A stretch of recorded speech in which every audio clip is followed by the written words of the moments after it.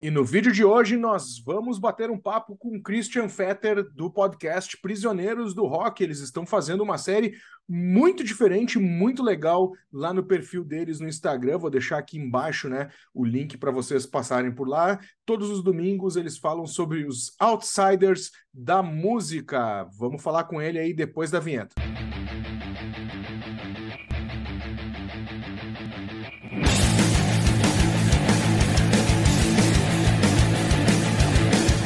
Bora lá então, Disconnectors. Estou aqui mais uma vez com meu amigo Christian Fetter. Christian, é um prazer te ter aqui. Hoje nós vamos falar dessa série inimaginável para a galera que gosta de música, né? Coisas muito diferentes que vocês têm feito ali no Instagram, né? Chamado Outsiders, né? Christian, eu queria iniciar esse Isso. bate-papo aqui conosco. Primeiro, te agradecendo aí, né? Ter vindo aí bater um papo com a gente. E segundo, te perguntando, né, como é que surgiu essa ideia, né, cara, entre tantas coisas para escrever sobre música, né, como é que veio essa, da onde veio essa inspiração? Pois é, Marcelo. Primeiro, bom, uma alegria estar aqui sempre contigo. Toda vez que chamar, que seja para falar sobre qualquer assunto, eu vou estar presente aqui contigo. Saudades da minha Porto Alegre, tomara voltar logo aí para a gente se encontrar. Mas a ideia, a gente tem tentado fazer séries no Instagram do Prisioneiros, né? E eu sempre tive uma coisa com música estranha, né? Com música que desafie os ouvidos. A gente, quando começa a ouvir música, a gente vai ouvindo os estándares, né? As coisas mais normais, mais ortodoxas e tal. Mas, em um certo momento, você fala assim, bom, e aquele disco, né, que todo mundo fala para você não ouvir? E aquele disco que todos os críticos da face da terra dizem que é ruim. Por que não?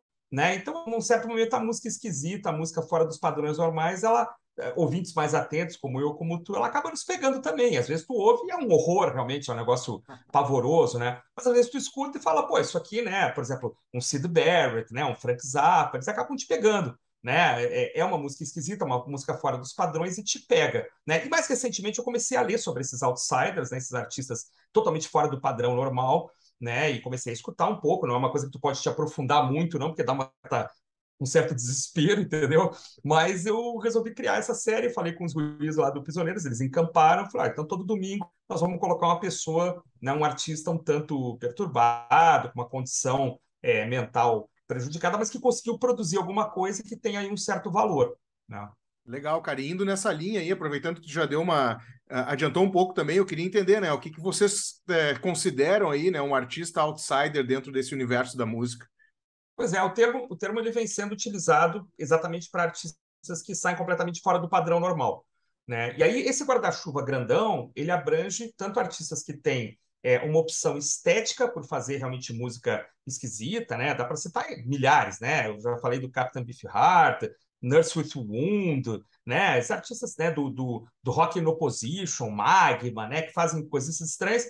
E tem uns artistas também que não têm essa opção estética, mas que fazem uma música considerada estranha porque eles têm algum problema, né, uma esquizofrenia, né, uma condição mental ou neurológica mais complicada, né, e foi exatamente esse recorte que eu fiz, quer dizer, não um artista que, por exemplo, foi enlouquecendo, como é o caso do Syd Barrett, né? O Syd Barrett era um cantor, guitarrista, mas que com um uso excessivo de drogas foi ficando muito ruim, né? Assim, ficando esquisito demais a ponto de largar a carreira.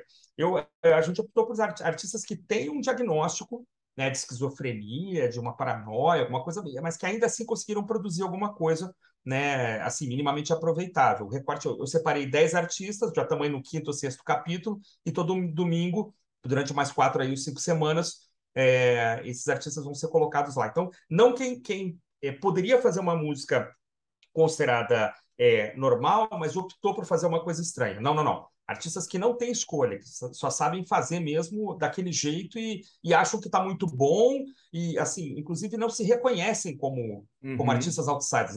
No manual lá do artista outsider, ele não entende por que ele não faz sucesso. Vou contar uma história rápida aqui. Uma cantora que eu já coloquei lá, foi o terceiro ou quarto capítulo, a BJ Snowden, que é uma professorinha que toca um pianinho lá, toca um teclado e canta, e você logo percebe que tem alguma coisa errada, a afinação não é lá essas coisas, a contagem de tempo é meio esquisita, né?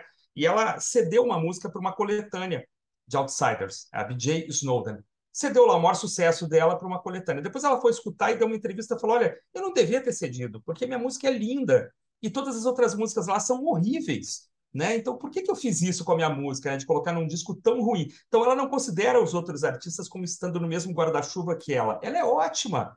Ela não faz sucesso, não sabe bem por quê. Alguns atribuem a inimigos imaginários, vozes dentro da cabeça, aí cada um depende da sua condição, né? Então, mas eles não se entendem como músicos fora do normal.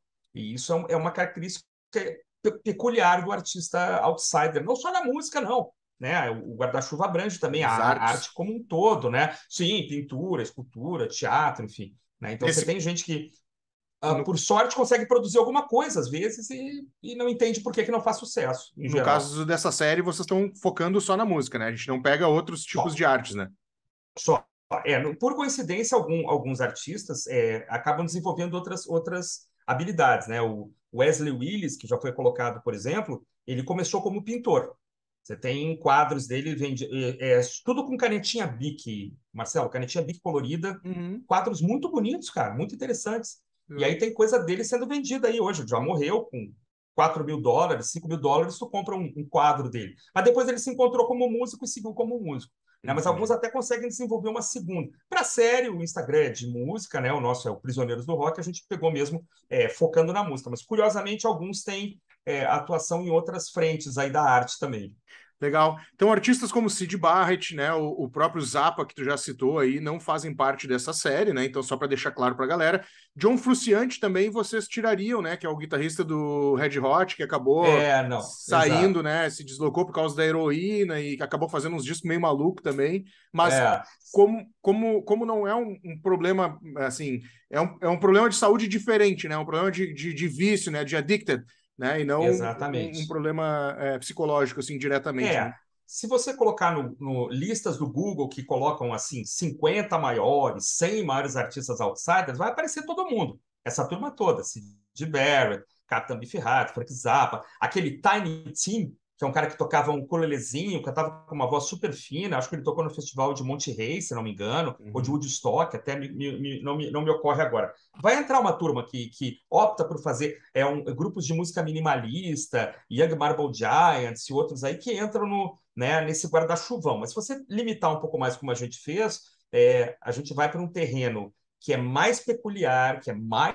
esquisito ainda, né? E que é por isso que eu acho que tem chamado um pouco a atenção de quem dá uma lida lá, porque tá lá, o Instagram tá super normal, né? Smiths, aquelas coisas do Felipe, né? The Cure, de repente entra um alucinado ali, um cara completamente cantando estranho, berrando, né? Músicas às vezes um pouco pornográficas, enfim. Então tá legal porque tá fazendo um contraponto assim à normalidade, né? Ô, Christian, tenho duas últimas perguntas para a gente encerrar aqui. Na realidade, assim, a primeira é como tu chegou até esses artistas, e a segunda é como esses artistas, em sua maioria, são encontrados aí no sentido de como eles ganham luz, assim, né? São caras desconhecidos, como tu comentou ali, a professorinha do interior. Quem é que encontra esses caras, assim, né? Da onde é que vem essa inspiração do cara dar luz para esse tipo de artista para chegar a uma massa um pouco maior do que ele alcançaria normalmente? Isso.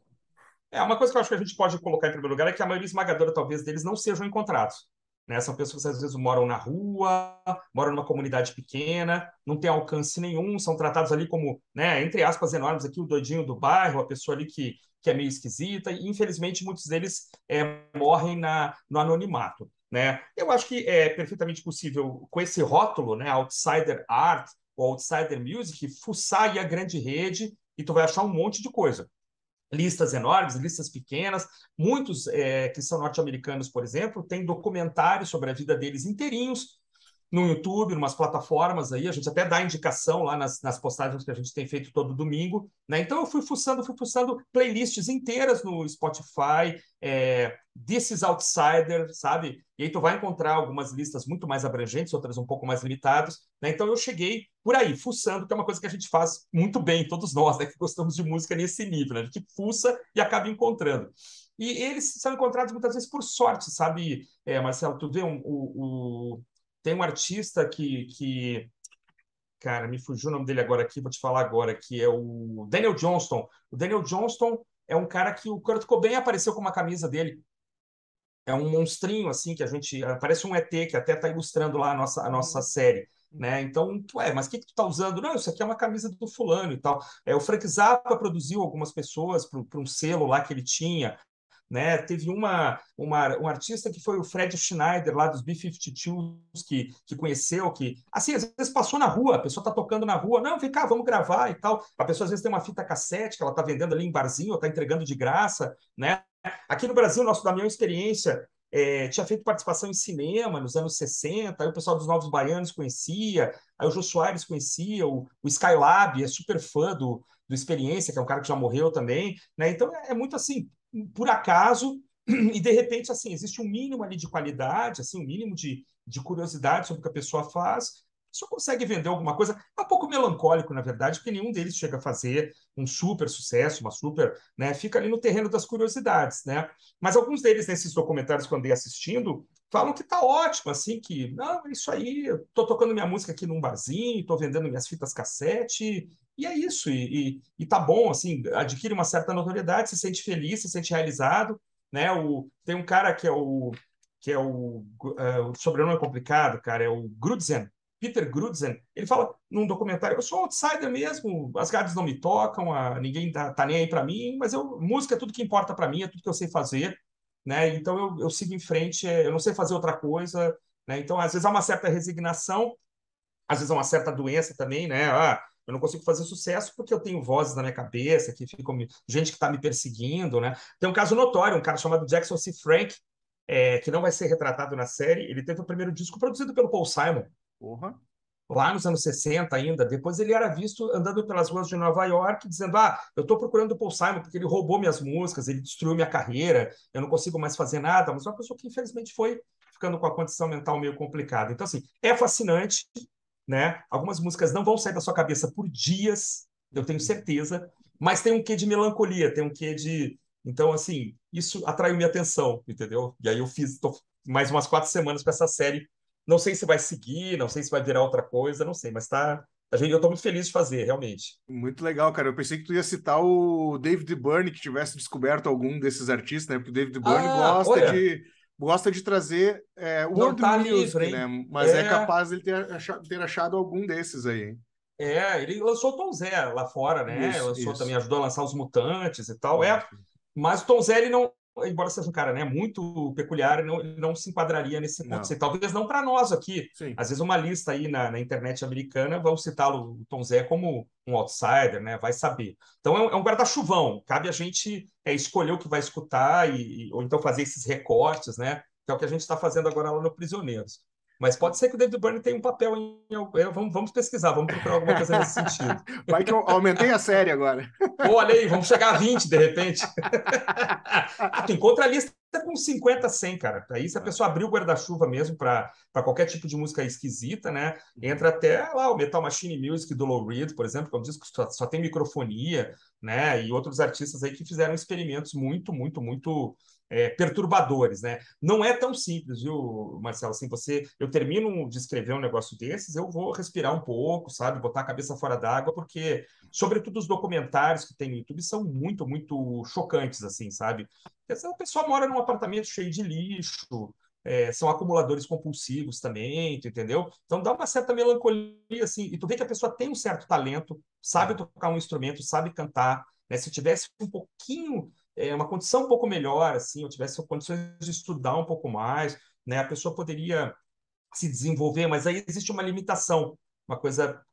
Num dos textos eu coloquei assim, olha, parece uma criança quase aprendendo a tocar, está quase Uhum. conseguindo, mas não Uhum. chega lá, não rompe aquela barreira da completa normalidade, né? São pessoas também confusas, que não têm, às vezes, uma capacidade muito grande de concentração, né? Então, tem um quê de tristeza também, mas é fascinante, é um mundo fascinante. Perturba, mas é muito legal.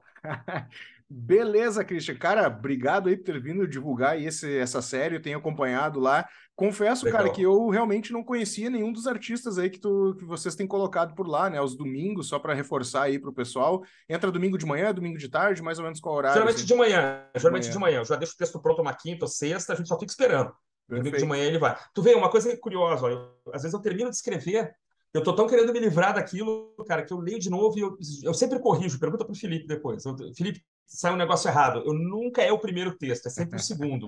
Porque bagunça os sentidos, assim, sem nenhum tipo de aditivo, nada. A música ali por si só, ela já te coloca um pouco fora do normal. E a experiência, para mim, disso é muito legal. Quando a música te tira do eixo, te tira da zona de conforto, prova o poder da música, né? Mesmo feita por pessoas com tantos problemas, né, pessoais e neurológicos e mentais e tal. Então, para mim é uma experiência legal. Né? Para todos talvez não seja, mas para mim está sendo muito interessante. Bem legal, cara, bem legal. É bom trazer esse ar diferente aí. A gente está acostumado a sempre ir nos clássicos, ou até vai para um alternativo, né? Para uma linha de, digamos assim, série B das bandas, e dificilmente a gente acaba indo pesquisar muito mais além. Parabéns aí por trazer à luz aí esses artistas aí. Então, quem quiser saber um pouco mais, entra lá todos os domingos. Já tem 5, né, até agora. 5 ou 6, 5 ou 6, Então, todos os domingos aí, o pessoal do Prisioneiros do Rock faz uma resenha lá no Instagram. Vocês podem depois procurar aí no